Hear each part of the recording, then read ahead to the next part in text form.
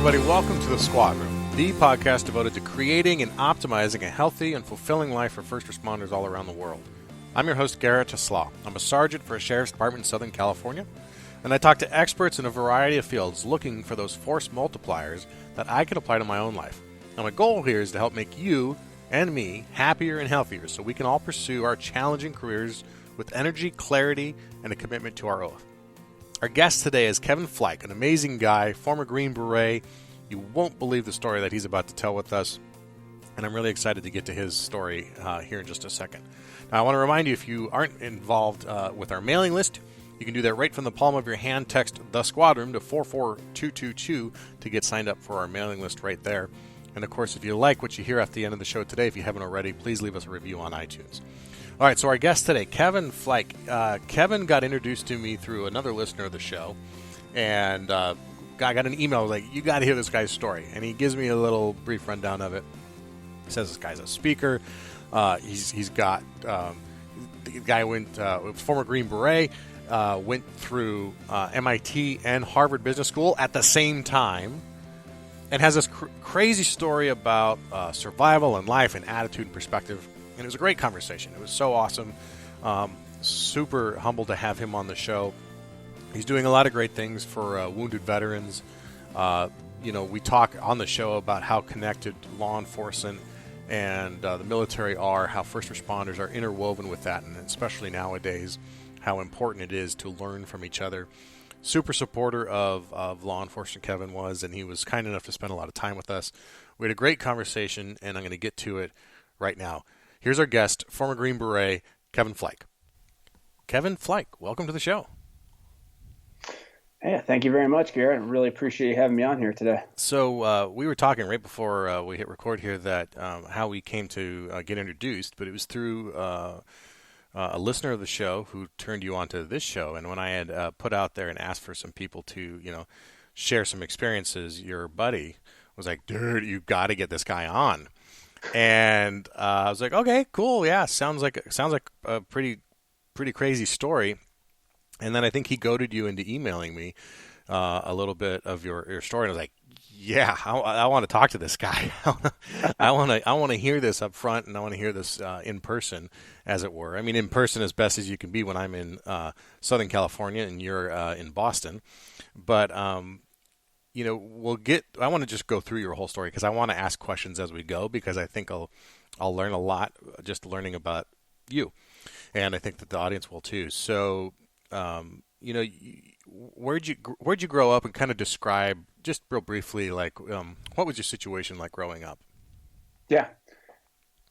So I grew up in upstate New York in a little town called Stillwater, New York. I think one of the best places in the country to grow up.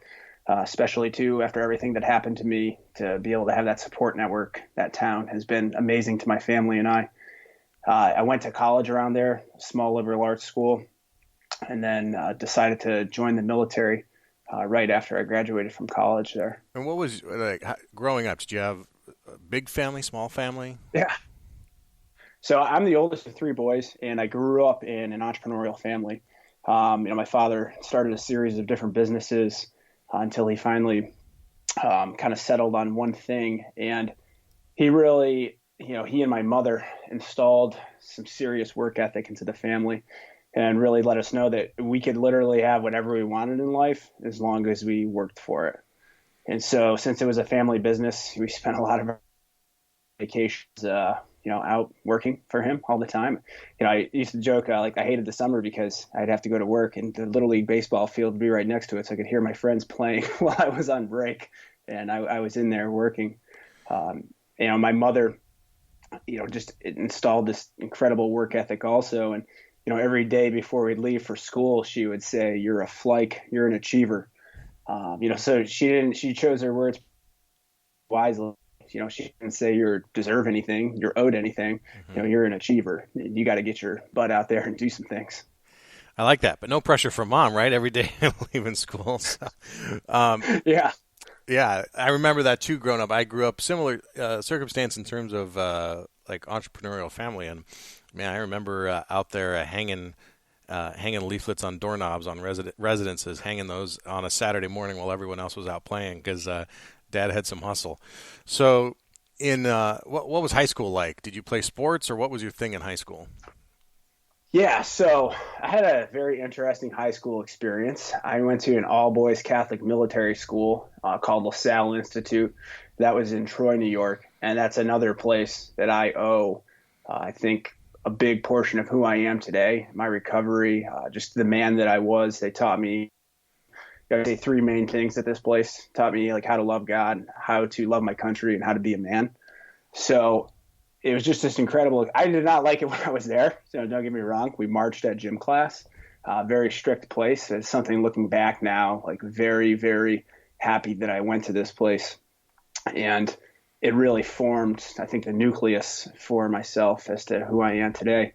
And while I was there, I played football and lacrosse, and I think that sports were also a very big developmental piece for me in terms of building up mental toughness and just an attitude of never quitting.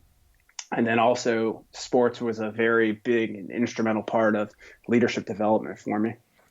What prompted your parents to want to put you in a school like that? I mean, that sounds like a pretty. I'm trying to think of the Tom Cruise movie where the kids are, you know what I'm talking about?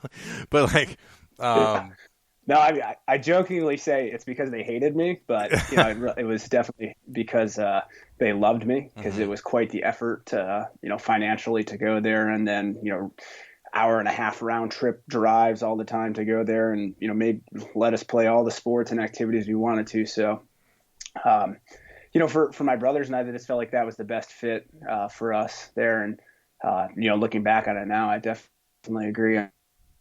Didn't so much agree from the ages of 12 to 18 that I was there, though. Was your dad? Did your dad have any military experience? So he didn't have any military experience, but every other person in my family, before that generation or before him, had military experience. So my family came over in the 1800s. Immediately started serving in the Civil War. My family had the oldest surviving Civil War veteran, stayed in New York, and with service in the Spanish-American War, right on up to the Korean War. So it's something that's instilled in the family. This isn't a like out of right field kind of move to embrace the military ethos in your family. No, I mean, so it really all started my whole life, since my grandfather was a World War II veteran. That was just something, that was one thing that we always were watching in our house. It was like the History Channel. And, we were watching World War II battles on Okinawa or Iwo Jima or D-Day landings, as opposed to like cartoons at our house. So that was something that was fascinating to my family and I. And, I went to this all-boys Catholic military school, and part of the curriculum was military science class. And so one day during military science class, we had to watch a video. And it happened to be Navy SEAL Hell Week training. And so, this is the only time a Green Beret is going to come out and admit that, they were inspired by Navy SEALs, right? But when I saw that when I was 14, half the class was like looking out the window. The other class was like, why the hell would anybody want to do that? And I'm like, that is awesome. That is what I want to do with my life right there. And so that just got me fascinated with the military even more so. And I couldn't shake the feeling of, being in special operations was what I wanted to do with my life. And I went to, when I was 17, my father and I did a D-Day trip to Normandy. Just sitting on the cliffs of Pointe du Hoc that the Rangers had scaled with grappling hooks back in 1944. I was just like, you've got to do this. And then a couple months later, 9/11 happened. And so to me, that was like something even more so that had to be done. And kind of during that time frame, I really thought that I would go to West Point. Like a lot of my classmates would go to service academies or do ROTC in college. But by my junior year in high school, I was like, I cannot do this again for college. And so just figured I would, try out ROTC. But I was playing college football, and it just didn't have an ROTC program. So that necessarily didn't last too long in terms of me traveling to another campus to do that. And so I just figured I'll just do OCS after college. But kind of in the first couple of years of, I started college in 2002. I was there from 2002 to 2006. And that was when the invasion happened. So that's when like fifth group went into Afghanistan, and the horse soldier and a Green Beret mission was really brought to the forefront again. So it was just so romanticized in my eyes, and that's when a lot of like these books started coming out. And instead of me writing papers or doing the actual assigned readings that I should have been doing, I'm reading Chosen Soldier and Horse Soldiers and all these other special forces books. And I'm like, this is exactly what I want to do, right? I want languages. I want to be embedded in cultures. I minored in Mandarin Chinese in college because I knew you had to learn a language for the special forces. And I was like, this is exactly what I want to do. So then the 18 X-ray program came around, which is the same program that like guests that you've had on your show, like Aaron Baruga went into special forces that way. Tim Kennedy went to the special forces that way. We've talked, like you just mentioned Aaron and Tim, and both mentioned that process of training through those, or what it takes, that training that you go through. So I won't belabor that with you here, but what was it? You said that you were inspired by the Navy SEALs, but then the Green Berets were romanticized, and it was that idea of being embedded. What about like that approach did you like better than maybe the more traditional, like how we sometimes think of like the SEALs of the door or Delta, the door kicking, gunfights and that sort of stuff, where the Green Berets seem much more cerebral, if you were. Was there a difference, or is there a difference, or am I just totally off base, or what was it? No, I think I think the important thing I always like to keep in mind is people try to say like, oh, like Navy or Berets, like the Army's Navy SEALs. It's they're all different. They all serve their purpose, right, and each unit is incredible at what they do. And for me, when I just kind of took a step back and saw everything, I was fascinated with the learning the languages and embedding with the cultures, and then going to combat with the guys that you trained. And it's on you to train those guys. And so I the special forces like the Peace Corps with guns. Yeah. And so I thought that I'm like, this is awesome. I can do all of this in one fell swoop here. So you go through training, you get assigned to a group. Where did you get assigned?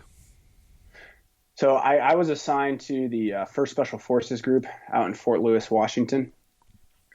Also where our guest and friend Aaron Baruga was assigned for some time. Did you guys know each other? Yeah, no, the name was very familiar to me. I definitely heard of him quite a bit. I think at that time the deployment schedules were just so hectic that it started, being very difficult to know anybody outside of your team. Yeah, you guys were there. You're about the same age, so you kind of ran at the same time. How big is a group? I mean, how many people are we talking about in that group? How many different teams? Well, so like a special forces company is 6 12-man teams. With a 7th, like a support element in there, like the company would be the B team, that supports those 6 ODAs. And then within each battalion, there's 3 companies. And when I was in for the most part of the time, there was 3 battalions, and then they added a 4th battalion. So not sure, how it's structurally changed left 2013. But yeah, it's a good group, good size group of people. Okay, so remind me again where first, each Green Beret element or ODA or group has a designated area of specialty, right? And if I remember correctly, 1st Special Forces is Latin America or South America. Is that right? So 1st Special Forces group is Asia group. Asia, okay. But I'm correct, right? That in general, the theory is that there's each group has a specialty or a geographic specialty. Is that right? Yeah. So each group has their specialty. You had mentioned South America. That's 7th group. 3rd group was Africa, and 10th group Europe, Africa. 5th group the Middle East, and then there's 2 National Guard units, 19th and 20th group. But then, of course, with kicking off 2 different wars, they pretty much pull everybody in, and you get sent off on several deployments. Some to Asia, though, and what you've talked with Aaron about is that you did a tour in the in the Philippines, and how that often gets left out of the conversation about how often guys are getting sent to the Philippines on missions, and how important that area is, and how destructive that area is. What was your, is, Yeah, was I that your? think one of the things. Sorry, go ahead. I think one of the things that's lost on people quite a bit actually is just kind of how global the conflict is, right? Yeah. Afghanistan, Iraq are front and center all the time. However, the Southeast Asia area where first group was doing a lot of work, there was definitely a lot of terrorist groups in that area. There are Thailand, Indonesia, Philippines. Mm-hmm. And so my first deployment was Philippines. It was a 2-month training mission there, but it was a great way to have that first taste of the special forces, what it would be like to be in a semi-permissive environment, and to get my feet wet to go to Afghanistan basically 4 months later. So you finished that first tour in the Philippines, and you're off to Afghanistan. You may not be able to tell us where, but any details that you can provide about that first tour? How long it was, and what was your mission there? Yeah, so backtrack. I found out when I was in the Philippines that I was going to Afghanistan, and for me, like, this is my life goal, right? To be a Green Beret, not to go to Afghanistan. And so when I found out that I was going to Afghanistan, I found like I just like had won the Super Bowl. Like, I had the Olympic athlete that had trained his whole life, and now it's time to go compete to see what you're made of. Mm-hmm. So I was just ecstatic to be able to go and take part in this, but also just so incredibly nervous that I don't think I slept for like 2 or 3 weeks before I even went on the deployment, kind of questioning myself if I was ready to go, right? If I was going to really be able to go when my teammates depended on me, when the situation was pretty rough. So we left in January of 2010, and it ended up being a 7-month deployment. I was in Kunduz, Afghanistan. It's recently been in the news quite a bit. There was the Doctors Without Borders incident there, and the city has been kind of going back and forth with the Taliban there. The mission set that we had on that deployment was a really incredible one that I'm very fortunate to have been able to take part in. Was we were training the Afghan commandos, and the Afghan commandos are essentially modeled after a Ranger Battalion.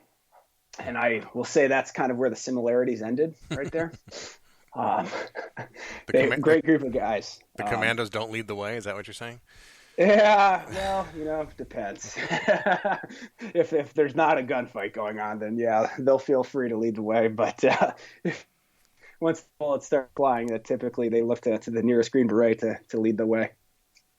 But it was a really, really interesting experience to be able to work with these guys, to be completely immersed in another culture, to just have your world completely turned upside down, to see the problems that they were facing on a daily basis, and to try to make them into more efficient fighting force. And then you finish that deployment, and then you come back, and eventually you get sent off on your second one. How big of a time gap did you have between the two? Yeah, so when it said it got so hectic, we barely knew the guys outside of our team. We got home on a Friday in August, and keep in mind, like, I think it's tough for people to understand sometimes. Like, 2 weeks before we came home, our team was in like a 10-hour firefight, and then the next thing you know, we're on a helicopter or on a bird back to the States, and we get back on a Friday, go home pretty late that like into Saturday morning, and come back to work on a Monday and get told we're going back to Afghanistan in 7 months. And it's kind of like a very shocking thing to hear. And then a couple weeks after we found out that we were going back to Afghanistan, we found out that we would be going to Thailand for 2 months, or about a month and a half of training. And that we'd have 2 separate train ups for Afghanistan, and then that the next deployment was going to be 11 months rather than 7 months. So my team would end up spending 18 out of 24 months in Afghanistan. My company would spend the same amount of time, and in between doing like the Thailand and the train ups, I think, some of the guys on my team are home maybe for 3 or 4 months in 2 years. And or were you married at this time, or kids or anything like that? So yeah, my wife and I have been together since we were 18 years old, actually. First couple weeks of our freshman year of college. She lived above in the dorms and, saw beauty and was like, I need to make sure that this person doesn't get away. And, luckily we have been together ever since. We got married when we were 23, and she has been with me every step of the way. So, she went through all of the training. She moved across the country from Boston over here to near or Tacoma, Washington, really only to have me be gone like 9 out of months. Yeah. And so she has put up with quite a bit. And as we further progress into the story, you will hear even more how much she put up with. Yeah. So you leave on that second deployment, scheduled to be 11 months.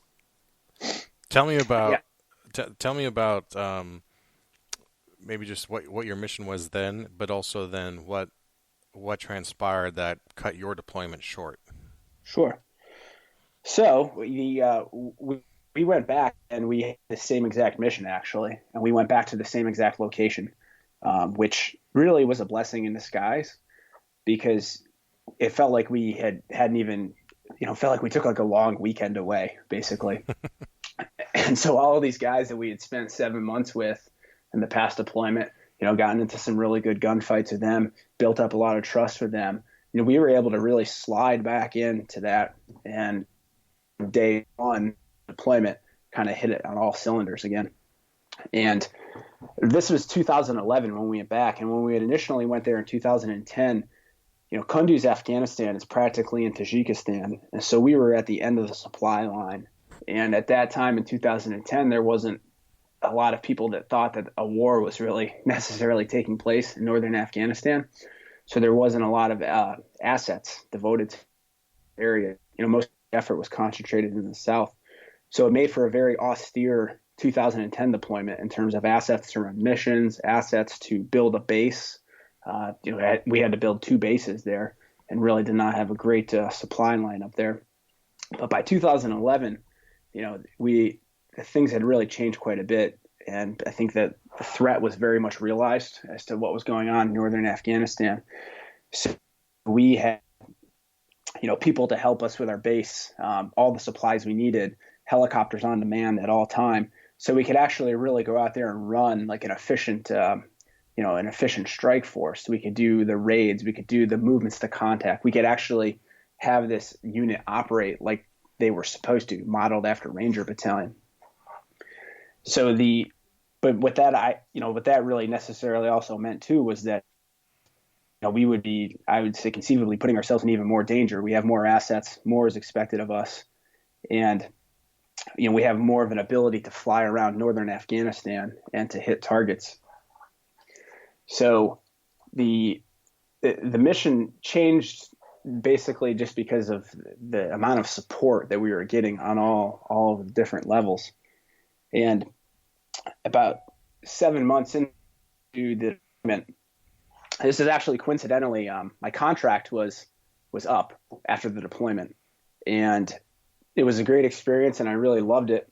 I was open-minded to staying in, but it was just so much on my wife and I, and with these like back-to-back deployments, with spending 3 months at home in 2 years, I kind of saw my marriage disintegrate. And before the deployment that I was going to get out of the military. And so I could have conceivably left the deployment early and came home and ended my contract, and that would have been that. But on a 12-man team, I found it impossible to leave my guys especially when they're sustaining some pretty heavy combat. So I extended my contract to finish the deployment with them. And as no good deed goes unpunished, right when I extend my contract, it's kind of when my injuries took place. So let's talk about how that all transpired. What was that day like, and what were you setting out to do that day that caused you to get into this firefight? Yeah, so this is 7 months into this deployment, And I mean, we are just a well-oiled machine at this point, doing some really great work and have a lot of trust built up with these guys. The progress that the Afghans showed on the second deployment is just remarkable, and one of the proudest things I was ever able to be part of in my life. And so on this day, it was September 25th, 2011, we were doing a lot of work in northwestern Afghanistan in Faryab province, and we had a mission to do a valley clearing operation. So basically what would happen is we would get dropped off at one end of a valley and we would clear through it. And what that would mean is that we would go through the series of villages along the way. We would talk to all the villagers, trying to figure out what was going on, if there was any Taliban in the area. And then at the same time, we'd search the whole village to look for weapons caches and look for individuals that we thought were hiding out in the village. Once we got to the end of the valley, we would get picked up. And these missions would typically last from anywhere from like 1 to 3 days. And on this particular day, so this is something we had done quite a bit at this point. And we knew that it was going to be a bad area based off of we had been to the surrounding villages. But it's something that we had been doing quite a bit on that deployment. And so, on this particular day, we land right before the sun comes up, and then we start clearing the village.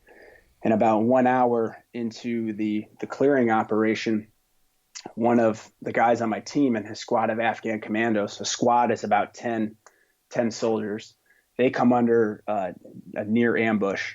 And a near ambush is, you are practically point blank range getting shot at. And luckily, only I think 2 of the commandos had gotten shot in this near ambush, which is a miracle. And they started trying to suppress the fire. The calls to the radio, everything flares up. The fight is picking up quite a bit, and we were able to call in some airstrikes, and kind of thought that was going to be it. That was the excitement for the day, and we would just the next 48 hours slogging through the village. But right after the bombs dropped, the fight started picking up again. And so for the next 10 hours or so, we pushed through this valley, which was about like a kilometer wide. On each side of the valley, they had these mountain tops, or like ridgeline mountains that kind of encased the valley. It was September. The valley was still very green, very lush, and it looked almost like this valley was carved to fight out of. And, here's us going to this valley for the first time, and then here's the enemy who's probably was born in this valley and knows every inch of this valley like the back of their hands. Mm-hmm. So, we went back and forth trading blows throughout the day, highs and lows. It's not like the movie Black Hawk Down all the time. You'd be out of ammo in 5 minutes if it was. Right. So, definitely some highs and lows in the fight. And in the 10th hour, I found myself on this rooftop, and there was a dry riverbed that was separating the valley. It was almost like this natural demarcation line that we could separate it between west and east. I was on the western side of the valley on the rooftop trying to survey the land, and had my machine gun team up there to provide cover for the eastern element. And we would basically go through the whole day just bounding forward like that. And then we had our snipers and mortars on the ridge lines to provide overwatch for us. And so in the 10th hour, the fight's picking up, and we're taking a lot of fire from a building in the open field. The building's in this open field. And my teammate on the eastern side, we didn't have any air on station at this point. He volunteered to take his squad to cross the open field to take the building down. And as soon as he went to do that, I thought, oh, well, I'll just stand up on this rooftop and draw fire to me because I feel like I have less of a chance of getting shot. And hopefully we can take some heat off of him. And I stood up and started walking around on the roof. And then teammates of mine had very similar inclinations. They were waving around a VS-17 panel, which is like a very bright orange and pink panel, to try to draw attention to them, to try to deflect attention from our teammate and the Afghans crossing the open field. And the tactic worked great, worked better than we wanted it to. And as soon as I started walking around, bullets start ripping past my head, landing at my feet. Can hear the crack, the whiz, feel it go by. And my teammate gets into the building, clears it. That actually wasn't where we were taking the fire from. But for some reason, I'm still walking around on this roof, and my team sergeant calls me and tells me with a very profanity-laced radio call to get off of that roof. And I looked at the soldiers, like, look, if we don't get off this roof, we're going to get shot. And these guys didn't speak any English, but they knew exactly what I said because it was the fastest I had seen those guys move in 2 years. And so they flew off the roof. I was the last person off. I went around the corner of the building, and I realized we were really taking some concentrated fire from this part of the dry riverbed that had a lot of foliage in it. And we were downward slope to get there. And so I went around the corner of the building, and my squad was a little disheveled at that point. I wanted to get everybody together, and I wanted to start to move online to take out this position. And I stood at the corner of the building for a couple seconds just to survey like what would be the best route to take. And a couple seconds in a firefight it's just a couple seconds too many, because all of a sudden I felt like somebody came up and hit the stem of a sledgehammer and lifted off. I was lifted off my feet, suspended in the air. And while I was suspended for those microseconds, I thought to myself, like, wow, I think you just got shot.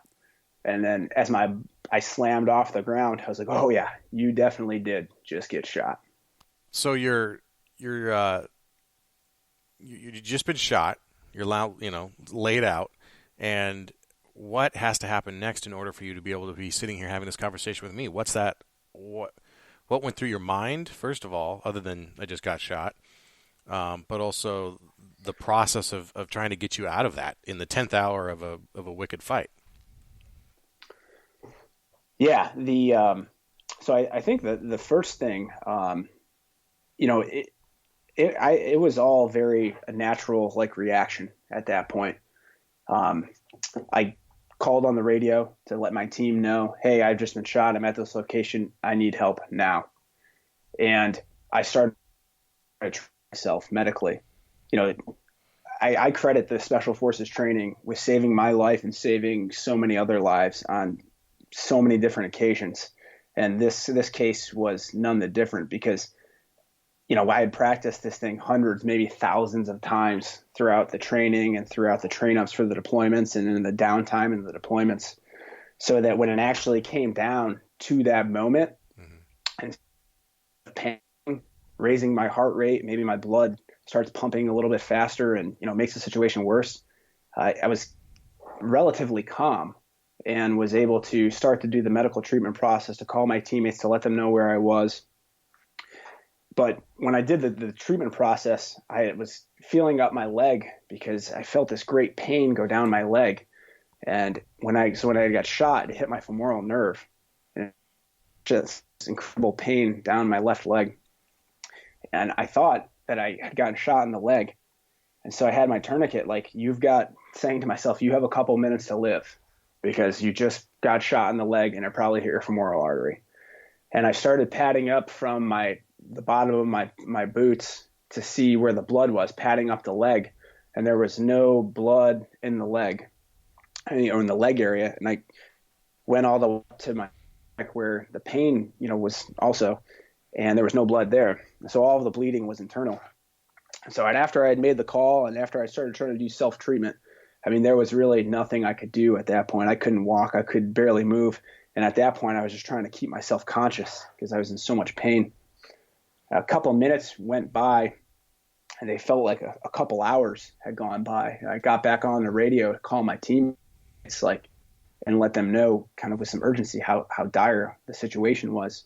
And they were desperately trying to get to me, but the fight had really picked up at that point. So those guys were pinned down trying to get to me. But when I got off of the radio the second time, something happened that was very life affirming for me, because at that point I'd spent almost 2 years in Afghanistan, and was starting to really wonder what type of effect I was having on on the commandos. Why was I putting myself at risk all the time? So when I got off the radio the second time, though, that was answered. I looked up, and one of the guys that I've been training for 2 years, runs out. I'm in the open still, laying on the ground, and he took me and dragged me behind cover behind the building. Wow. And at that point, once he got me there, my teammates started to flood in, and guys immediately started working on me, and I could hear people going up to my senior medic and saying, "Hey, how's Kevin doing? Is he going to make it or not?" And the medic said, I don't know. It looks pretty bad. Now, those guys didn't know at the time, but I could hear them the whole time that they were having these conversations with the medic, right? So it's great to joke about now, but at the time, that coupled with guys coming up to me with tears in their eyes, telling me that they loved me and that everything was going to be okay. Guys who hadn't paid me a compliment in 3 years, I was like, wow, I think this is it. You've had a lot of close calls before, but this is it. This is your final moments here on this planet. He's like, guys, you're not helping. Shut up. Yeah, exactly. Oh, my gosh. So, when I finally realized after I'd gotten shot that I was likely on my deathbed, kind of thoughts started really, processing in my mind. And I started asking myself quite a bit of questions, questions that people don't necessarily ask themselves, until they are on their deathbed when they're in their 90s. And, I'd have to say that didn't necessarily like all of the answers that I had received back. Asked myself questions like, was I the man that I was supposed to be? Was I the husband that I was supposed to be, the brother, the husband? Did I live my life with the zeal that I had necessarily wanted to? And when I realized that the answer was no, it was probably the worst moment of my life. And so, that really taught me an important lesson that you really can't take anything for granted. You can't take the next day for granted. You can't take the next second for granted. You can't take the next phone call for granted. What was it, though, that you were, obviously this is a personal question, so you don't have to answer specifics, but, everything you've told me, you've got a committed family, you've got a loving family, a supportive family, and a spouse who you have despite the fact that you're gone half the time, you have a relationship with. What was it that you felt was lacking? Was there anything specific, or was there just was it your attitude? What was it? So it's kind of like a longer story, right? In terms of these were like the emotions that I had felt on my first deployment on this one time that I thought that I was going to get killed. It was, I mentioned we got into a firefight for 10 hours before, or for like a 10-hour firefight 2 weeks before we went home. I got trapped on this hilltop, and I had experienced this then. And I hated the answers that I had gotten back, and that was the worst moment of my life. So I was kind of confusing two situations there for you. Sorry. Should have prefaced all of this before. So when I got home, I was like, I have got to live my life like I'm going to die tomorrow, because I'm going back to Afghanistan in 7 months here. And there's a great possibility that this is going to happen. So I really made this effort, this concerted effort to not take all of these things for granted in my life. And it was incredibly important so that when I did get shot like that, and I was, conceivably on my deathbed there, that it didn't feel as bad and as terrifying and as scary. I was sad, but in essence, I was ready to die because I hadn't taken all those things for granted and learned that lesson there. I see. So on that that first deployment, and then when you're actually there, having been shot and having suffered what your friends thought was going to be a very likely fatal wound, you had some peace. Yeah. That's important, I think, for anybody. It's hard, I think, though, for anyone who hasn't been in that situation to have that perspective. I think cops were probably better than most because we know that things can be taken away in a heartbeat because we see it every day. We see someone who goes to work and never comes home from because of a traffic accident or something else, or that your health can be taken away from you because we're just constantly around those kinds of people, constantly being bombarded by people who have these things taken away from them. And so I think we're either hardened to it or we're more sensitive to it. One of the two. I think there's two reactions a cop can have to it. I think I personally am more sensitive to it, and I come home after every shift thankful that I got through the shift, first of all, because I know that there's a good chance that someone out there in the United States, or in the listeners who are listening to this, didn't go home, either because they got killed or because they're now in the hospital because they got hurt. But it's easy to just kind of be the guy who hasn't been in that situation, not on the deathbed, and think, well, yeah, you got to live every day like it's your last, but I also got bills to pay, and the kids to pick up from school, and lunches to make. And I mean, how do you still have that same perspective now? And is it just because you've had this history and been informed by this, or do you have a daily practice of something that keeps you present for this? Yeah, so I'm a big fan of routine. I think that is like a huge reason for like how a day is going to go for me. The routine is followed, it's going to go good. If it doesn't get followed, it's probably not going to go that well.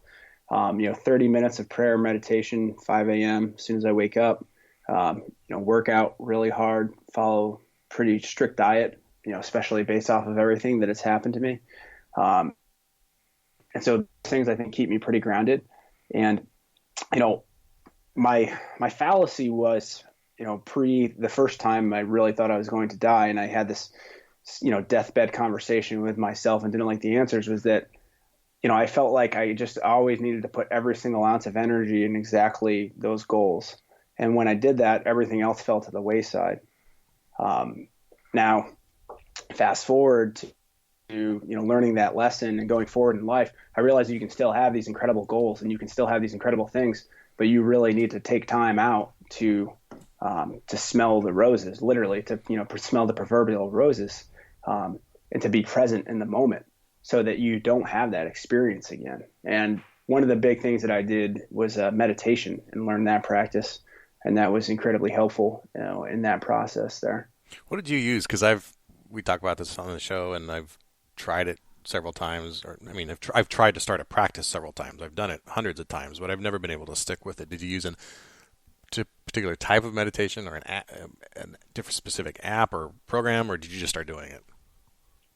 No, so that was, when I decided to get off of my painkillers to study for my grad school exams, I was still in considerable pain. I still am, largely in pain every single day of my life. But taking painkillers just was not the most appealing thing going forward. So the psychologist at First Group was doing a mindfulness meditation workshop and asked me if I wanted to take part in it.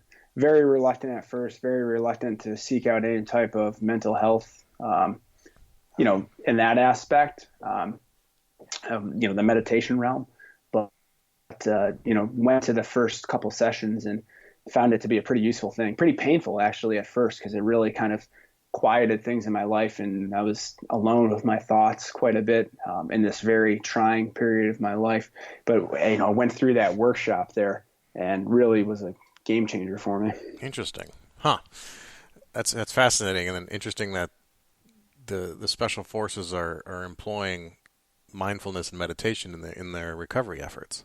Yeah, I think that program was kind of getting off the ground back in 2012 when I was in, and I think it's gained some more steam.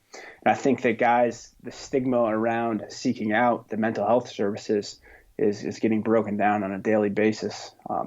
Another thing that I do attribute to my recovery. Yeah, and that's something we're pushing for on this show is that's reducing that stigma, and just by talking about it, making it a little bit more okay. And I think I agree. I think in law enforcement it's the same way. There's a huge stigma behind it that is slowly being put away as we realize the benefits of it and the detriments of not addressing it.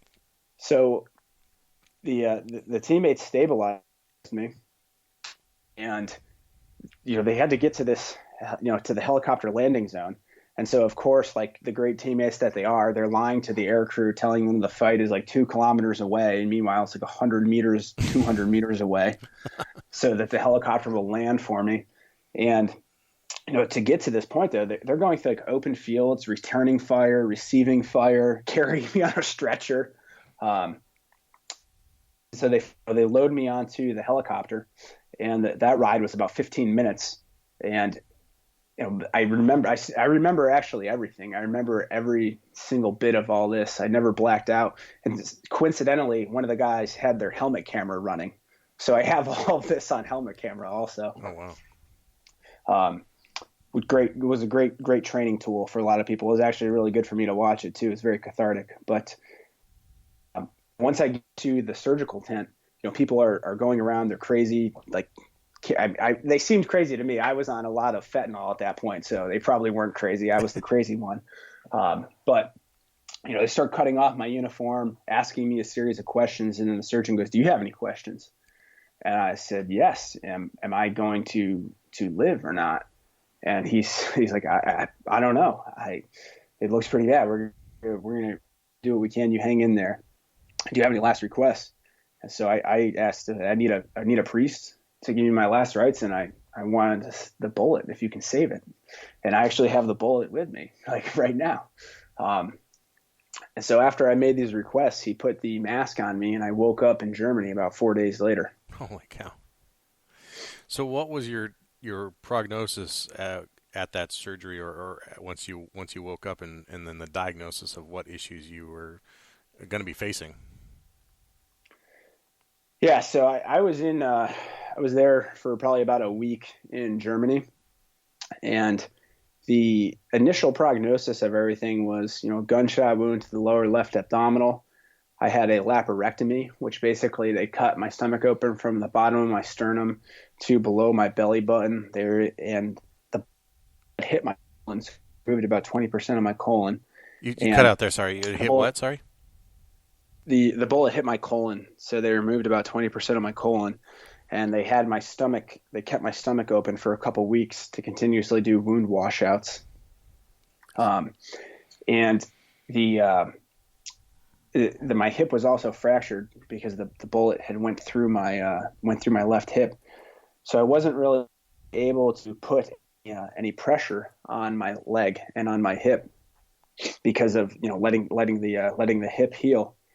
So we really weren't able to fully understand the true extent of all of the injuries initially. After a couple of weeks of being in the hospital, I noticed that my left leg was paralyzed. It was not moving. It was not responding to anything. I would tell it to move, and it would not move.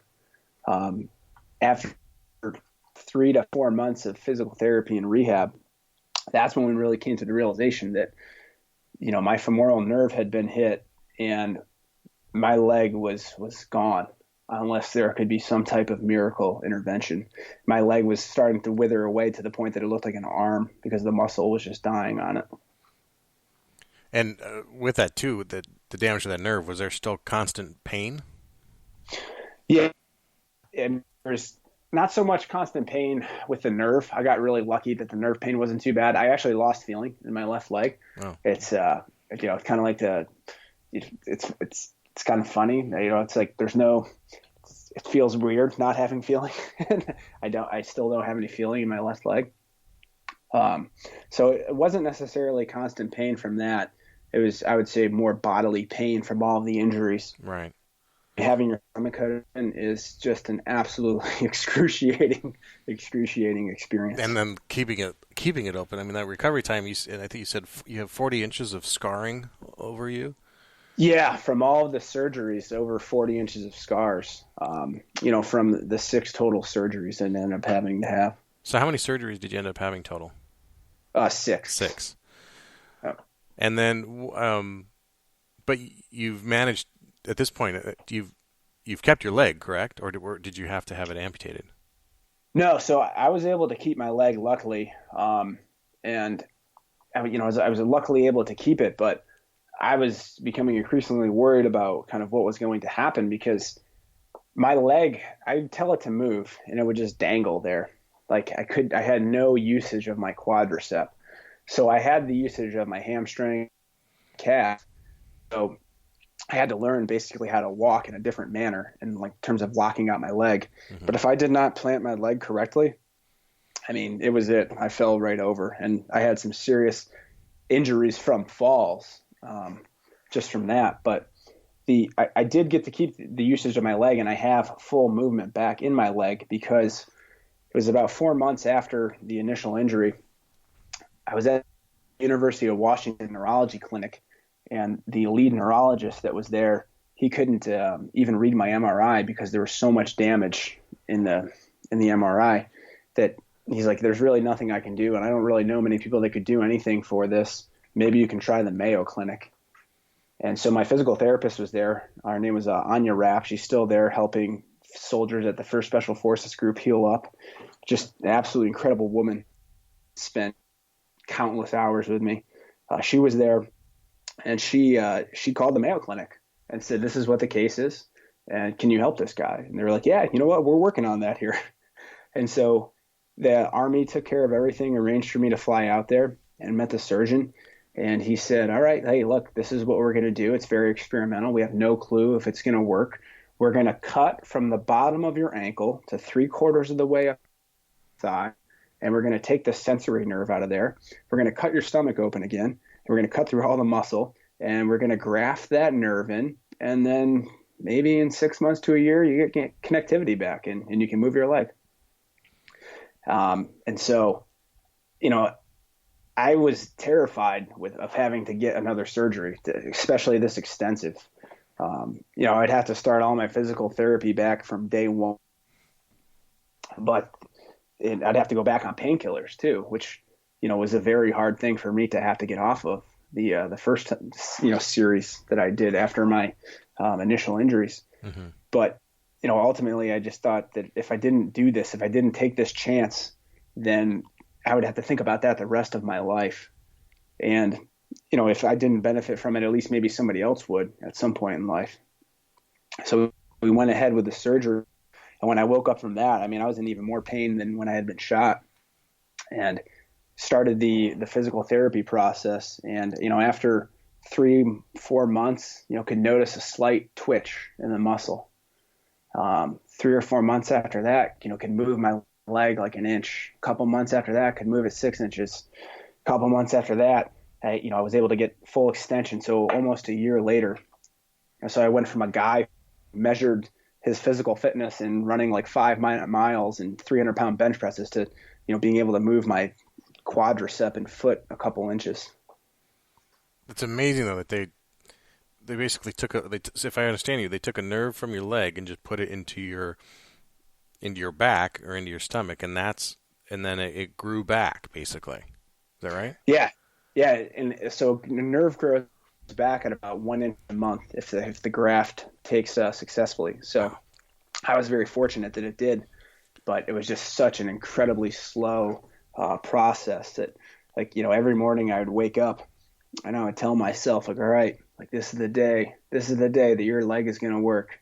And I would try to lift it. And, at the beginning, like 99.999% of the time, that leg did not move. But, I had to still get in slot with it every day with the hopes that maybe it would grow back. And when I felt that initial twitch and saw it, it was like, that was probably the greatest athletic thing that had ever happened to me in my life, because I knew that the surgery took. Yeah. And I knew at that point that, it was going to happen. So were you still in the military at this point? Were you still in the Army? Did you have to stay in because of the injuries, or were you able to transition out and they just continued care? Oh, sorry, you cut out there for a second. No, just were you still in the military? You said you'd re-up to finish the contract or to finish the deployment, but did you have to stay in to get all of this treatment, or did they take care of you as now a private citizen? Yeah, so I we had all kind of, it was a very joint decision. And the Army, the 1st Special Forces Group, was incredible about this. They were like, stay in as long as you feel like you need to get this type of care. The care that I had at the 1st Special Forces Group was absolutely remarkable. The Seattle Seahawks came to see our facility, and they were like, wow, this is better than ours. So I was pretty lucky on that. And basically, the condition was so dire, like having to learn how to walk again, having to learn how to do things like put your socks on, mm-hmm. how to walk on stairs. that, I mean, this was for me a full-time 6 hour a day job that I really delved deep into. So I wanted to be able to be in the position where I could have access to all that, have the support network of the special forces community, and then, really kind of still, being financially supported also Yeah. while I went through that whole process there. So they kept me on I was in for about another year and a half. And when I finally, made the decision, like, all right, I think that I'm at a point where I'm good enough to go out and really start the second part of my journey, which will be the transition process. Yeah, so that's what I want to ask you now is, I mean, you mentioned earlier that getting into special forces was a life goal, and you said like you equated it to having like won the Super Bowl. So now this is obviously something that's taken away from you, and you're now forced into a transition. Was that a difficult transition for you, or did you have something in mind that you were able to turn to right away? So even before I'd gotten injured, I had really wanted to use my GI Bill to go back to graduate school to go to business school to get my MBA. And that was something that I had thought about a lot and would, look up and research while I was on the deployment whenever I could, just to kind of keep a light into the tunnel thing. And so the pursuit of getting my MBA also served as a light at the end of the tunnel during my recovery process. Almost as soon as I got out of the hospital the first time, my wife bought me a book called How to Get into a Top Business School. And, after going to get my butt kicked for like 6 hours at physical therapy, I'd come home and tear that book apart and just kind of make these grand, broad, sweeping plans for the future.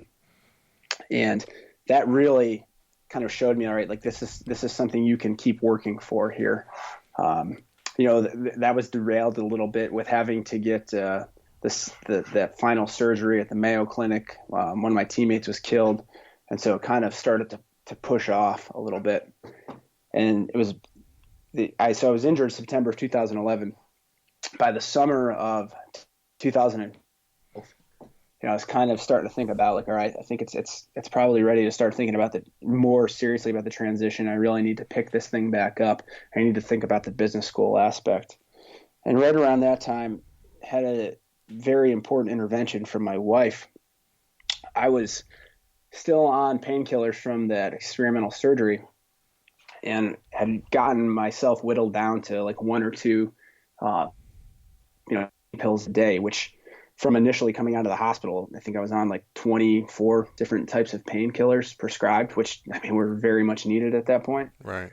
But, this is 4 or 5 months later and I'm still taking a couple a day. And, my wife was like, look, is this going to be what the rest of your life is? And, I would say, hey, I'm a disabled veteran. Like, it's just one, maybe two pills a day. And then next it's 2 or 3 pills a day. And the year after that, it's 3 or 4. And then it's 4 or 5. And the next thing you know, you're addicted. And I don't know that I've ever been more mad at my wife. And, with this experience has definitely tested our marriage quite a bit. But I think I was so mad at her because that's what I needed to hear. And it was the truth. Like, that was something I needed to finally, like, really put the kibosh on before it became this big problem. And so I made the decision, I drew the line in the sand that, like, all right, I would stop taking my pills on this day. And then the next day I need to start studying for my standardized tests for grad school. And I did that. And it was a very brutal first week of study for the standardized test. One, because they're hard and I didn't remember anything. And two, I was, basically getting myself off of the painkillers. Trying to kick it. Yeah. That whole transition piece was what was keeping me going every day, keeping me going to the physical therapy, keeping my spirits up, knowing that, this was going to await or this was something I would have at some point. And so that's when I really started to pick up the idea to go to business school again. And I didn't think that I was going to even be able to apply for that year because, I couldn't sit for more than a half hour at a time. I did most of my studying in a recliner for my standardized tests. But on a trip back to Boston, I visited Harvard Kennedy School and Harvard Business School. And, my wife, we'd always talked about coming back here for grad school. And when I got home, my wife was, once again, kicking me in the butt saying, like, why don't you just apply, right? See what happens this year. Who knows? if you don't get in, then it's a mulligan. And so I applied to Harvard Business School, to the Harvard Kennedy School, and MIT Sloan, and I got rejected, flat out at Harvard Business School. I got rejected at the Harvard Kennedy School, but I got waitlisted at MIT. And so as soon as I was waitlisted, I bought a plane ticket from Seattle to Boston, and I flew across the country and walked up to the admissions office unannounced and said, well, what do I need to do to get in here? And luckily, 3 months later, I got in and then reapplied to Harvard School and was able to get in the second time I applied. So just to recap, and because we have a bit of a clunky Skype connection, but I just want to emphasize this, even if we didn't have a bad Skype connection. You got into, Boston is known, of course, for having amazing universities, and more than just the two you mentioned, but you got in to both MIT and Harvard in the same year, and you went to both, right? Well, I want to emphasize that. People keep making mistakes on me, then I'll take them up on their offer. The idea of doing a dual master's anywhere is overwhelming. My master's was nearly overwhelming, and it was certainly not Harvard, trust me. But to do two at such demanding institutions is it says a lot, I think, about what it sounds like the life you've led to this point informed your belief. You said your mom every day told you were an achiever. And so was it ever an issue to you that you didn't think that you were absolutely 100% appropriate for Harvard and MIT, or was it because you are an achiever and you can handle it? Does that make sense? Oh, no, it makes complete sense. So I definitely did not was the material for any of those schools. I still think that they made a huge admissions error and somehow they let me in. I'll never forget, like a couple days before I started school at MIT, I was walking to like a welcome picnic, and my wife, who was 7 months pregnant at the time, I was like, this is a mistake. Like, I don't think I can do this. Like, this is MIT. I can't. Yeah. And, it was very overwhelming for me. But, through the whole process, one of the things that I really felt like I think kind of drove me to recover as well as I did was that I didn't want people to think that I had peaked when I was like 25 or 26 years old. I didn't want people to feel bad for me and say, oh, that Flike, he really had a great life going for him until he got shot and then it all went down the tubes. So for me, I felt like I was like, I just have to try to go out and do like this ridiculous thing. And it was to, I think to prove to myself that I could do it, but to prove to everybody else that, hey, like, I still got it. Things are good. And I'm ready to push forward here.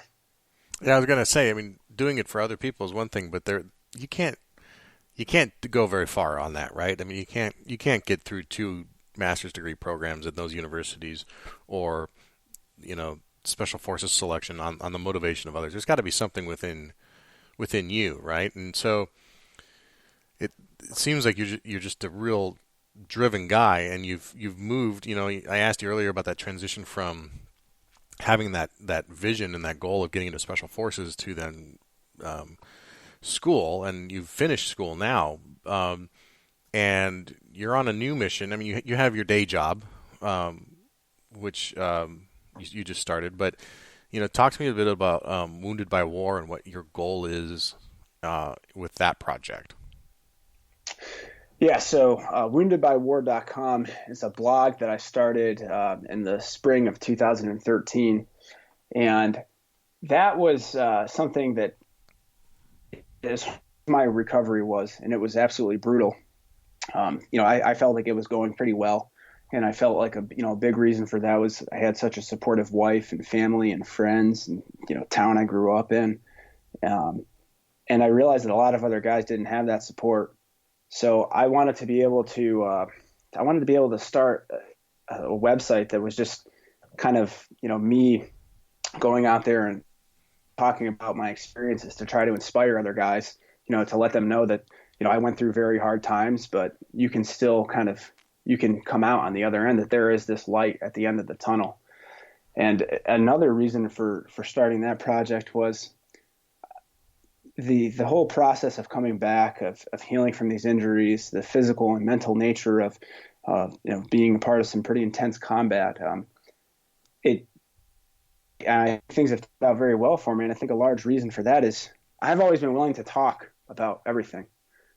There's been no topic that has ever been off limits to anybody to talk about my military experience. And I think for me, some people view that maybe as bragging, and I try to not portray in that at all. But I think that has been a huge reason as to why a lot of problems didn't take root and manifest themselves, because I've always been willing to really to talk about this. Mm-hmm. And so I felt like if I was very open in this forum with my emotions and my feelings about combat, about how scared I was, about how uncertain I was, about what it was like to kill another human being or see dead bodies and children without legs, then my hope was that other people would also be willing to maybe do that, seek help, and be able to live an even better life. It strikes me too that your personality, you just strike me as a very positive person and an optimist. I mean, just talking to you for the last hour or so, it seems like your mindset is geared towards positive things. The way you even talk about the missions you were being sent into Afghanistan for, in the civilians or the citizens there, and your teammates and all that. Your mind. So, I mean, would you consider yourself more of an optimist, or are you a pragmatist, an idealist? What's that mindset that got you through all this? Got you to have the guts to apply to both Harvard and MIT? What is that? Well, I'll say one thing is that a big lesson that I learned is embrace failure, right? And I've realized, like, if I'm not failing, then I am not reaching high enough. So, I had no problem applying to those schools and getting rejected. Well, I did, but it hurt personally, of course, as failure always does, right? But, I would say I'm definitely an optimist. And, I think that I know that I'm capable of doing a lot of extraordinary things. I know other people are capable of doing extraordinary things. And I think that that's kind of one of the main focuses now of doing that website, thewoundedbywar.com, and doing speaking engagements, and the book that I'm writing is to be able to bring that out and everybody else, so that they can be incredibly resilient and go out and live the best lives possible. When's that book going to be available? Well, so I didn't think that I had enough going on at grad school with the 2 masters and 2 kids. So I decided to write a book too. So I spent my last year and a half of grad school writing the book, and I think it really turned into more of a catharsis, really just working through a lot of things, talking very much in detail about battle scenes and things like that. And so I wrote about 400 pages at grad school, and right now in the process of really kind of going through and reformatting it to the original book that I intended on writing, which would be basically like, here's the lesson that I learned. This is how I learned it. This is the application for your life type of book, rather than more of the memoir format that I have right now. So a lot of the material's out there. I think that was part of it to get that going. But that's my long story for saying that there's no set date on it, and it'll probably be 1,000 pages, and maybe check back in 30 years. Well, whenever it is, please let us know, because we want to support that and promote that. And we do a lot of talking about books on this show, so we'd love to include that in there. This show is obviously for, I say first responders, but the majority of the people who listen to this are either in law enforcement or want to get into law enforcement. And there's always a lot of parallels between military service and service in law enforcement. Is there anything specific that you have for the audience that you want them to know, or that you want them to understand from either your perspective from the military, or now as a civilian working in the private sector? Yeah. So I kind of have a couple things to share on that. Please. Law enforcement officers, first responders, the military. I remember I heard Tim Kennedy say it on your show. There is no more noble calling out there, and I would definitely agree with that. It's an incredible thing that people decide to do, and people that provide just such an incredible service to this country. And the one thing that I would just say is, in regards to that, in the practical, tactical sense, is take your training as seriously as possible. Treat it like it's life or death. Tim Kennedy always says to, be the hardest guy to kill, right? Mm-hmm. Like you would really want to live up to that, so that when you're in that moment and you get shot in the stomach, like, you are not panicking. You are doing exactly what you've trained for thousands upon thousands of times.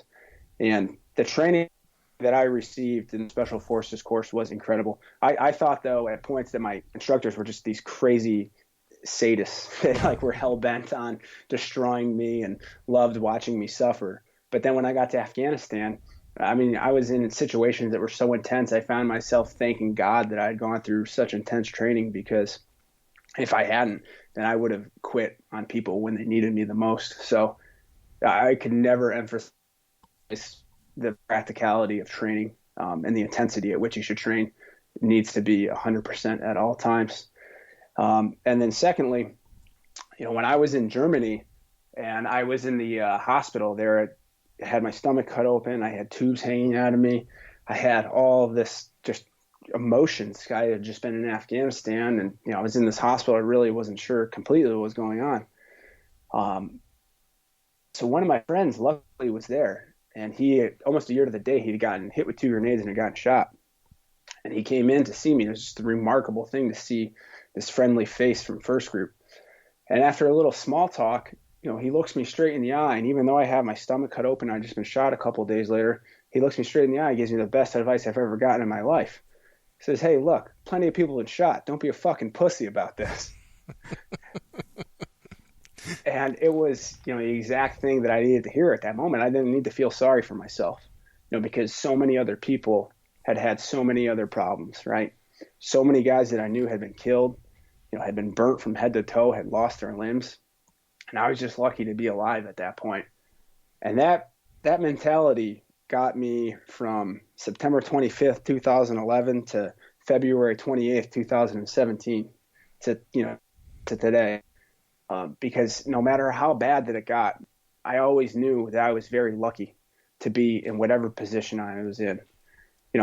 I might be in constant pain, but I'm in constant pain going to MIT or Harvard, or my new role at Goldman Sachs.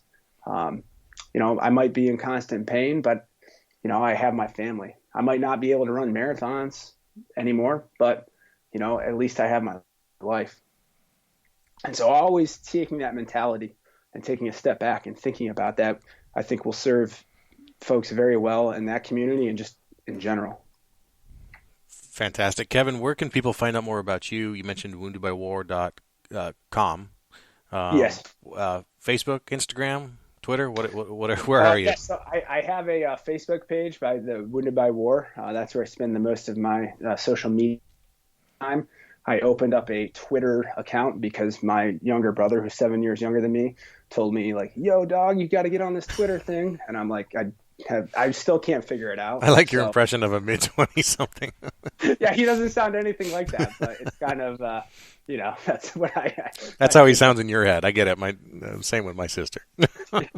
So, I have a Twitter. It's at Wounded by War, and Instagram. Yeah, they're just not that fancy yet. So. Well, Kevin, thanks for your time today, man. I appreciate you telling this story. I wholeheartedly agree that if you are open and honest, you're going to reach people. People are going to be affected by the message. I've found that there is strength in vulnerability, and that if you're willing to be the first one to step out, that people will follow. So I'm sure people will respond in kind after hearing your story today, and we appreciate you just being on and sharing it with us. Hey, Garrett, it's been an absolute pleasure. Thank you so much for the show, for what you do, getting the word out there, and thank you for the service you provide to the community and the country. Thank you, Kevin. Thanks for listening to The Squad Room. If you like what you heard today, And if you got something out of the conversation, please consider leaving a review on iTunes. I read each and every one of them, and it really helps spread the word of the show. If you heard something here today that you know a friend or a loved one needs to hear, please tell them about the show. You can go to thesquadroom.net and you can email this episode directly to that somebody. There's a lot of information that was in this show today that I think is very important. I love his quotes about how your training needs to be at 100% all the time. But the perspective more than anything when he said that no matter how bad it got, I knew I was lucky. What a great perspective to have. It's easy for us in law enforcement to miss that perspective ourselves when we're in and out of these shifts and this hypervigilance that we need to maintain at work. And then we miss a lot of the good things. We miss so much of it. So I think Kevin's quote that even when he's down and out and he thought he was going to die, he knew he was lucky. To keep up to date, you can, again, text the Squadroom to 44222 directly from your phone to get signed up for our mailing list. You can follow us on Instagram and Twitter at the Squadroom or on Facebook. Our job is tough, tougher than anything that can be ever put into a few words or just one podcast. But if you want to reach out, start a conversation, ask a question, reach me at Garrett, 2 R's, 2 T's, Garrett at thesquadroom.net. Lastly, I want to tell you that this episode is brought to you by Audible.com. With over 180,000 titles in their inventory, Audible has hundreds of audiobooks that apply to us. If it's a slow shift or a long commute, audiobooks are a great way to continue your education after you've listened to each episode of The Squadroom, of course. Hopefully, Kevin's book will be one of those audiobook titles here very soon. To get your free 30-day trial and free audiobook of your choice, go to audibletrial.com/thesquadroom to sign up. Until next time, take care of each other and stay safe.